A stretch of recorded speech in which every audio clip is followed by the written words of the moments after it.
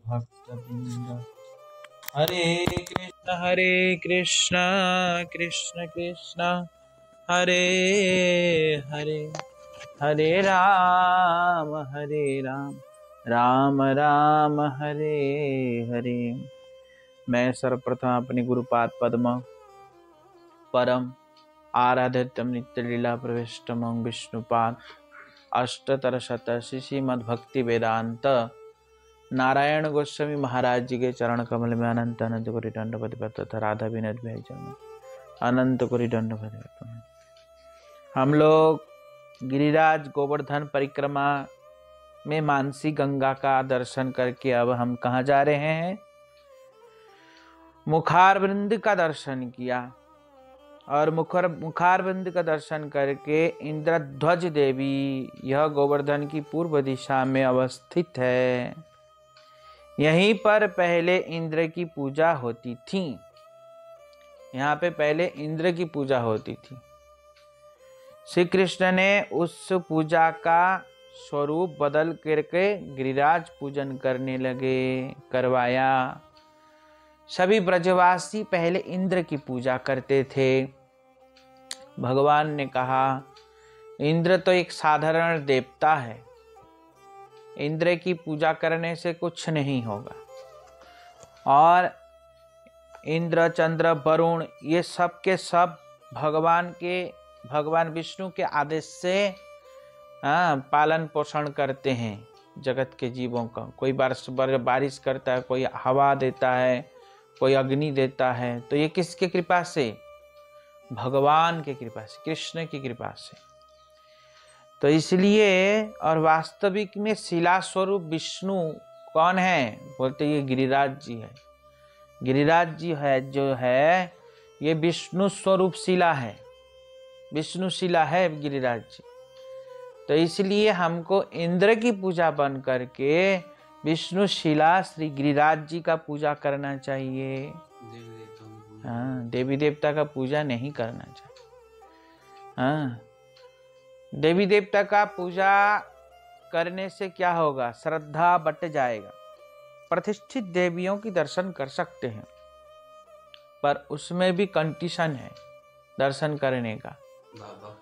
एक तो भक्तों के साथ जाना चाहिए, और देवी से जाके मांगना भी चाहिए। तो क्या मांगे?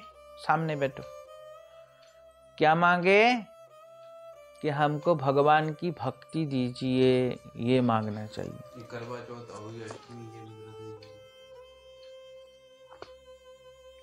तो हमको भगवान की भक्ति मांगनी चाहिए। तो यहाँ पे इंद्रध्वज देवी जहाँ पे थे वहाँ पे हाँ बेदी देवी बोल रहा हूँ, बेदी। तो यहाँ पे पहले किसका पूजा होता था? इंद्र का। उसको बदल के गिरिराज जी का पूजा करने लगे। उसके बाद है ऋण मोचन और पाप मोचन कुंड। ऋण मोचन और पाप मोचन, ये कुंड लुप्त हो गए, अभी है ही नहीं। क्योंकि इसके ऊपर बिजली वालों ने बिजली का खंभा लगा दिया उसको बंद करके, और कुछ लोगों ने मकान बना दिया। उसके आगे है दान घाटी, गोवर्धन पर्वत के बीचों बीच, यहाँ जहाँ से आजकल मथुरा से कामबन की ओर जो जाते हैं राजमार्ग है, दान घाटी है। वहाँ पे आज भी टोल टैक्स लिया जाता है, अभी भी टोल टैक्स होता है। इस पार से उस पार जाने के लिए टोल टैक्स लगता है। तो इसलिए यही दान घाटी है। हाँ, जहाँ के दान घाटी कहते हैं, जहाँ अभी भी टोल टैक्स लेते हैं। कृष्ण लीला के समय श्री कृष्ण ने दानी बनकर गोपियों से प्रेम कलह कर नोक झोंक के साथ दान लीला, दान केली कौमुदी तथा दान केली चिंतामणि आदि गौड़ीय ग्रंथों में ऐसा बहुत सुंदर दान के लिए लीलाओं का वर्णन है ना। दान के लिए लीलाओं का वर्णन है। श्रीमती एक समय श्री भागुरी ऋषि गोविंद कुंड के तट पर भगवत प्रीति के लिए यज्ञ कर रहे थे। हम लोग यज्ञ भी करते हैं तो किसके लिए यज्ञ करते हैं? हवन इत्यादि जो करते हैं भगवान की प्रसन्नता के लिए। हम लोग यज्ञ नहीं करते कर्मकांड के लिए, हम लोग किस लिए करते हैं? भगवान खुश होंगे इसलिए करते हैं। तो भागुरी ऋषि यज्ञ किस लिए कर रहे थे? भगवान की प्रीति के लिए, भगवान की प्रसन्नता के लिए। और भगवान के प्रीति विधान के लिए यज्ञ कर रहे थे। तो सभी ब्रजवासी यज्ञ के उपकरण, सामग्री और भी बहुत सारे खाद्य पदार्थ लेके आने लगे। सभी ब्रजवासी ले, क्योंकि यज्ञ में खाली हाथ नहीं जाना चाहिए। यज्ञ में हाथ में कुछ ना कुछ लेके जाना चाहिए, जल फूल माला कुछ भी लेके जाना चाहिए। खाली हाथ यज्ञ में जाना उचित नहीं है। यज्ञ तो क्या, वैसे तो भगवान की कथा भी सुनते हैं तो खाली हाथ नहीं सुनना चाहिए, नियम होता है। और जो ऐसे उसमें यूट्यूब ग्रुप में सुनने उनको पेटीएम नहीं समझे, तो इसलिए कहते हैं खाली हाथ नहीं सुनना चाहिए। यहाँ पे कलकत्ता में क्या होता है, जो लोग रोज कथा सुनने आते थे वहाँ बहुत गरीब लोग हैं, तब भी वो लोग रोज आंचल में 1-1 रुपया बांध के लेके आती थी। और 1-1 रुपया कम से कम 20-40 लोग आते थे वहाँ कथा सुनने। 1-1 रुपया सब चढ़ाते, कोई 1 रुपया कोई 2 रुपया ऐसे चढ़ाते। उन लोग का ऐसा नियम है वहाँ चढ़ाते। तो इसलिए कह रहे यज्ञ में क्या होना चाहिए? यज्ञ में खाली हाथ नहीं आना चाहिए, कथा भी खाली हाथ नहीं सुनना चाहिए। कुछ ना कुछ फूल माला कुछ ना कुछ लेके आना चाहिए, ऐसे नहीं। तो इसलिए यहाँ पे कह रहे हैं भागुरी ऋषि जब ऐसा यज्ञ कर रहे थे तो उस समय सभी ब्रजवासी अलग अलग प्रकार के सब खाद्य पदार्थ लेके आ रही हैं। यहाँ तक कि श्रीमती राधा रानी भी अपने सखियों के साथ दान घाटी की ओर दौड़ के आ रही हैं। क्या ला रही हैं? दूध, दही, मक्खन, घी, दूध से बने पकवान, विविध प्रकार की रबड़ी, मलाई इत्यादि द्रव्य लेके आ रही थीं। स्थान पर पहुंची। सुबल, मधुमंगल इत्यादि सखाओं के साथ कृष्ण लाठी को लेकर के खड़े हो गए रास्ते पे। अड़ करके खड़े होके कहते दान दे के जाओ, ऐसे नहीं। टोल टैक्स चाहिए, टैक्स, बिना टैक्स दिए हम यहाँ से पार होने नहीं देंगे, मांगने लगे। गोपियों ने कहा, हाँ, बहुत नोकझोंक करते थे। श्री कृष्ण ने त्रिभंग ललित रूप में खड़े होकर भंगी से कहा, क्या ले जा रही हो? ऐसा कहा सभी गोपियों, ऐसा भर भर के क्या ले जा रही हो? गोपियां कहने लगी भागुरी ऋषि की यज्ञ के लिए दूध दही मक्खन ले जा रहे। जैसे मक्खन के नाम सुना मधुमंगल के, मुंह में तो एकदम पानी भर गया, लालच लाल टपकने लग गया। बोलते हैं मक्खन, हमको भी मक्खन का टैक्स तो हमको यहाँ दे के जाओ। ऐसे मत जाना, मक्खन देते देते हुए जाना, ऐसे नहीं। हम लोग यहाँ बैठे, मधुमंगल के मुंह से एकदम लाल टपकने लगा मक्खन का नाम सुन के, भर कर। और फिर कहते हैं जल्दी, इतने में क्या हुआ, जल्दी से बोल उठा। कौन बोल उठा? ललिता सखी बोल उठी, यहाँ दान देकर आगे बढ़ो। ऐसा कौन कहा? मधुमंगल ने कहा। ललिता सखी कहती हैं, तेवर भर भर के बोलती हैं, कैसा दान? तेवर के साथ। कैसा दान? किस बात का दान? हमने कभी यहाँ दान दिया नहीं आज तक। तो श्री कृष्ण, यहाँ का दान चुका कर ही जाना होगा, यहाँ दान दिए बिना हम जाने नहीं देंगे, मूल्य दे के जाना पड़ेगा। कृष्ण कहे, श्रीमती जी कहती हैं, आपका यहाँ बाप का रास्ता है जो दान दूंगा? है किसका है? बपौती राज्य है क्या आपके? बपौती राज्य मतलब क्या? बाप दादा का राज्य है जो हम तुमको दान देते हुए जाएंगे? शर्म नहीं आता? कृष्ण बड़ी टेढ़ी बात करती हो। हाँ बड़ी बड़ी टेढ़ी बात करती हो। अरे ये मैं वृंदावन का राजा हूँ, कृष्ण कहता है। बोलता है किस बात का राजा है? कहाँ का राजा है? तो वृंदावन का राजा बन गया, ऐसे कहने लगे। श्रीमती जी कहती कैसे, हम भी तो जाने कैसे राजा बन गया तुम यहाँ का, ऐसे कहने लगे। कृष्ण कहते हैं वृंदा मेरी विवाहिता पत्नी है। और ये वृंदावन किसका है? वृंदा देवी का है। तो विवाहिता पत्नी होने से, मैं उसके पति होने से, उसका समस्त राज्य मेरा है, ऐसा कहा। ललिता सखी कहती हमने तो कभी नहीं सुना वृंदा तेरे साथ शादी किया, हमने तो कभी नहीं सुना।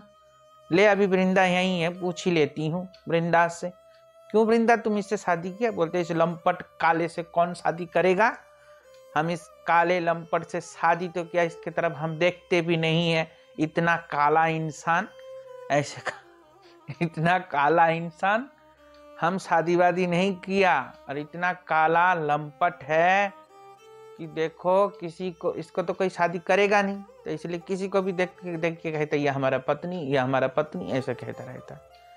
तो ये ऐसा है, ऐसा वृंदा ने कहा। और वृंदा मुस्कुराती हुई कहने लगी, क्या कहने लगी?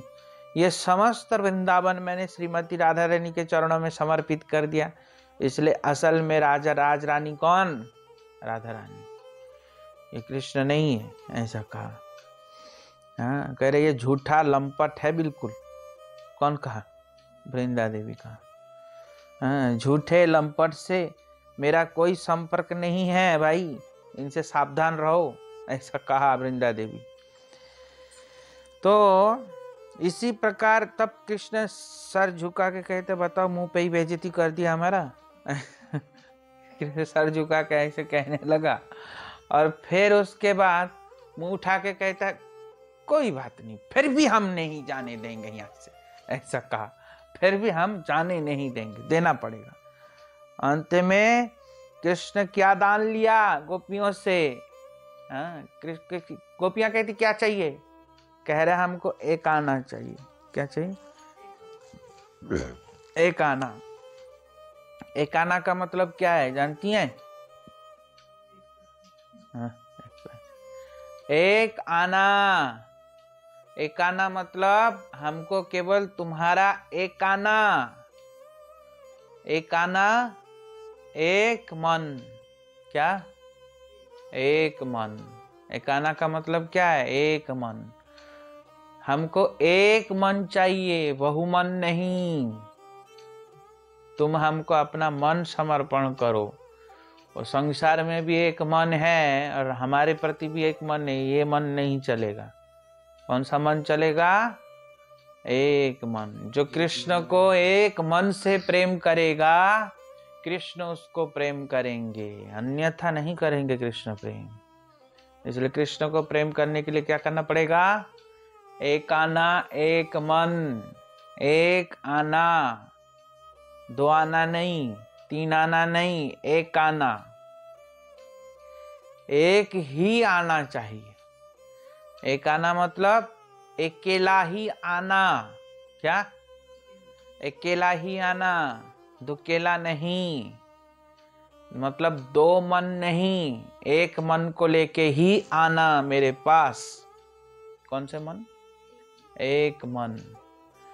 एक मन को ही मेरे पास लेके आना होगा, दो मन नहीं। दो मन लाने से हम उसको ग्रहण नहीं करते। तो इसलिए गोपियों का एक मन को कृष्ण ने हरण किया। क्या किया? एक। अंत में गोपियों से बलपूर्वक कृष्ण ने गोपियों का एक मन हरण कर लिया, इसलिए एक आना हरण किया। और उपयुक्त फल में दान निवर्तन कुंड है। गोपियों ने यहाँ से कृष्ण से प्रतिदान ग्रहण किया। जैसे कृष्ण गोपियों से दान लिया, ऐसे कृष्ण प्रतिदान भी दिया। प्रतिदान क्या दिया? कृष्ण भी गोपियों को प्रेम करते हैं, नहीं करते? तो कृष्ण भी करते हैं। तो इसलिए भगवान से प्रेम करना चाहिए केवल और केवल, और संसार से केवल व्यवहार होना चाहिए। क्या होना चाहिए? व्यवहार। प्रेम तो केवल भगवान से करना चाहिए और किसी से प्रेम नहीं करना चाहिए, क्योंकि प्रेम इस संसार में होता ही नहीं है। क्योंकि प्रेम गुरु भगवान एक होता है। पागल है क्या? तो प्रेम किससे करना चाहिए? भगवान से, और किसी से प्रेम नहीं करना चाहिए, क्योंकि ये संसार में प्रेम है ही नहीं, और ना प्रेम कोई दे सकता है, क्योंकि किसी के पास है ही नहीं तो देगा कहां से। इसलिए कृष्ण से प्रेम करोगे तो कृष्ण प्रेम देगा, क्योंकि कृष्ण के पास प्रेम है, इसलिए वो प्रेम लेगा भी देगा भी। समझ में आया? इसलिए जीव जब कृष्ण को प्रेम करता है तो जीव स्वतः ही प्रसन्न हो जाता है। इसलिए ययात्मा सुप्रसिद्ध्यति, जब कोई आत्मा कृष्ण से प्रेम करते हैं तो वो आत्मा स्वयं प्रसन्न हो जाता है, क्योंकि उनसे प्रेम करने से ही प्रसन्न होगा। क्यों होगा? क्योंकि जीव का परिपूर्ण प्रेम जो है स्वयं कृष्ण है। जब जीव कृष्ण को प्रेम करता है तो उसका प्रेम पूर्ण हो जाता है। किसका? जीव के। तो उसका कोई अभाव नहीं रहता। फिर क्या नहीं रहता? अभाव नहीं रहता, क्योंकि समस्त प्रेम का उद्गम कहाँ से है? कृष्ण से है। इसलिए कृष्ण से ही जब मिल जाते हैं, प्रेम का मिलाप जब हो जाता है तो क्या हो जाता है? परिपूर्ण हो जाता है। फिर कहीं जाने की जरूरत नहीं पड़ता। पर इस संसार में ऐसा होता है, किसी से प्रेम करते हैं, कुछ दिन तक प्रेम होता है, फिर उसके बाद उससे मन हट के किसी और जगह में लगता है, दूसरे से होता है। फिर ऐसा ही संसार में होता है। क्यों होता है? क्योंकि हम जिनसे प्रेम कर रहे हैं उनके पास पूरा प्रेम नहीं है। समझ में आया? इसलिए ऐसा होता है। पर कृष्ण के पास परिपूर्ण प्रेम है, इसलिए उनसे प्रेम करने से कहीं और जाने की आवश्यकता नहीं होता। इसलिए कृष्ण से ही प्रेम करना चाहिए। हाँ। पौरासौली गांव श्री गोवर्धन की तलहटी में गोवर्धन ग्राम से लगभग 1.25 मील अग्निकोण में पौरासौली ग्राम है। मुगल राज में मुसलमानों ने गांव का नाम बदल करके मोहम्मदपुर रख दिया था। यह कृष्ण एवं उनकी प्रियतमा श्री गोपियों के बसंती रासस्थली है। बसंती रासस्थली, यहाँ पर ब्रह्मा जी की एक रात्रि बराबर गोपियों ने कृष्ण के साथ रास लीला किया। ब्रह्मा जी के एक रात्रि कितना है? सहस्त्र चतुर्युग, 1000 चतुर्युग तक गोपियों के साथ कृष्ण ने रास लीला किया। एक बरस नहीं, 2 बरस नहीं, 1000 चतुर्युग। 42,20,000 वर्ष 1,000 बार निकल गए रास करते करते। 42 लाख 1,000 बरस। 42,20,000 वर्ष 1,000 बार निकल गए। 42,20,000 बरस 1,000 बार निकल गया। समझ में आया? इतना नृत्य किया गोपियों ने कृष्ण के साथ। तब भी उनको क्या प्रतीत हुआ? एक क्षण ही हुआ है। ऐसे लगा अभी तो इतने जल्दी हो गया, दिन भी बहुत जल्दी आ जाता है, ऐसे सोचने लगी। बताओ, थके नहीं। और चांद भी एक जगह में टकटकी लगा के देखने लगा। पूर्ण चंद्र, कैसा भगवान की अद्भुत नृत्य कला और कैसे गोपियों का प्रदर्शन, ये सब चंद्रमा देख रहा था। उसी के पास चंद्र सरोवर भी है। ज्योत्सनामय किरणों से प्रकाश में रास रास होता रहा, इसलिए इसे चंद्र सरोवर भी कहते हैं। सरोवर के नैऋत्य कोण में श्रृंगार मंदिर है, जहां श्री कृष्ण स्वयं श्रीमती राधा रानी का श्रृंगार किया था। सरोवर के पास में ही छोकर वृक्ष के नीचे श्री वल्लभाचार्य की बैठक है। उसी के समीप सूर्यकुटी और सूर्य समाधि और वल्लभाचार्य जी का बैठक भी है स्थित। सूरदास जन्मजात कवि थे। जो सूरदास है वो जन्मजात कवि थे। उनकी पदावलियों का संग्रह सुर सागर या सुर पदावली के नाम से प्रसिद्ध है। सूरदास के जो पदावलियां हैं सुर सागर या सुर पदावली के नाम से प्रसिद्ध है। सूरदास जी अंधे होते हुए भी श्रीनाथ जी का जैसा श्रृंगार होता था ऐसा ही वर्णन करते थे।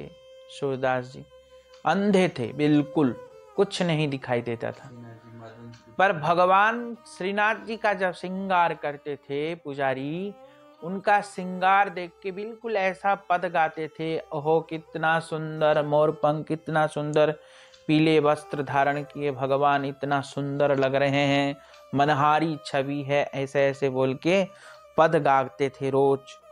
एक दिन पुजारी परीक्षा लेने के लिए क्या किया, भगवान को एकदम कुछ पहनाया नहीं, ऐसे ही खड़ा कर दिया। एक घुंघरू पहना दिए, बस करधनी, पैरों में घुंघरू पहना दिए, हाथों में फूल की बाली पहना दिए और एक गजरा सा लगा के मोरपंख लगा दिए और कुछ नहीं पहना। और फिर सूरदास जी को पूछा, बाबा बताइए कैसा लग रहा है भगवान का श्रृंगार, क्या पहने ठाकुर जी? सूरदास जी कुछ नहीं बोले, चुपचाप खड़े होकर दर्शन कर रहे थे। इतने में क्या हुआ, फिर पूछा, अरे बाबा बताओ तो सही। फिर सूरदास जी हंस के कहने लगे कि आज भय हरि नंगम नंगा, आज भय हरि नंगम नंगा बलिहारी छवि। बोलते आज हरि भय नंगम नंगा, आज भगवान नंगा होके खड़ा है। मुझे तो बड़ा शर्म भी आ रहा है, पर है बहुत सुंदर। अच्छे कह रहे, बहुत सुंदर लग रहे। तब वो गोसाई जी हैरान हो गया, इनके तो अंतर की दृष्टि है, भले ही से आंखों से अंधा है पर ये तो सब कुछ देखता है। ऐसा नहीं समझे? तो भगवान ऐसा सुंदर रूप सूरदास जी को दिखाया। तो इसलिए कह रहे हैं, जिस समय सूरदास जी जा रहे थे प्राणों को छोड़ते हुए, अंतिम श्लोक बोले, क्या कह रहे हैं कि खंजन नैन रूप रसमाते, अतिशय चारु चपल अनियारे, पल पिचरान समाते, खंजन नैन रूप रसमाते। मेरे आंख में भगवान श्री कृष्ण के रूप मेरे आंखों में बस जाए अतिशय होकर के। अतिशय चारु चपल अनियारे, मेरे चारु चपल में उनके समस्त रूप अंग मेरे चारु चपल में हृदय में बस जाए। इसी प्रकार गाते गाते चले गए। तो कह रहे आज पुष्टि मार्ग का जहाज चला गया। क्या हो गया? चला गया। परलौकी के अग्निकोण में, इसमें पारसौली के अग्निकोण में संकर्षण कुंड है, उसके तट के ऊपर श्री वल्लभदेव जी का मंदिर भी है। श्री बलदेव जी का मंदिर भी है। तो यहाँ पे ये सब दर्शन है। चंद्र सरोवर गए हो? हाँ हाँ गए नहीं? वहाँ एक तालाब भी है, सरोवर सुंदर, गोवर्धन के पास है। तो बहुत सुंदर जगह है, देखने में भी बहुत आकर्षक है जगह।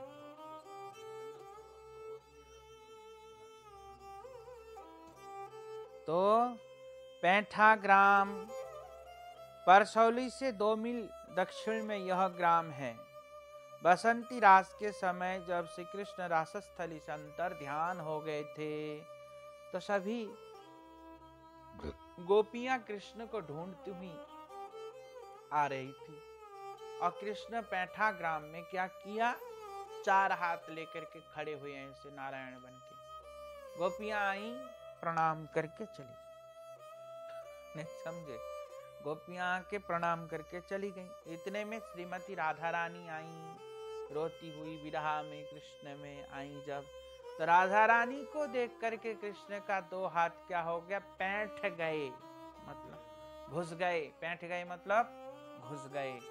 कृष्ण जैसे राधा रानी को देखा तो कृष्ण का दोनों हाथ अंदर घुस गया और 2 हाथ लेकर के बांसुरी लेके खड़े हो गए, मोरपंख लेके खड़े हो गए।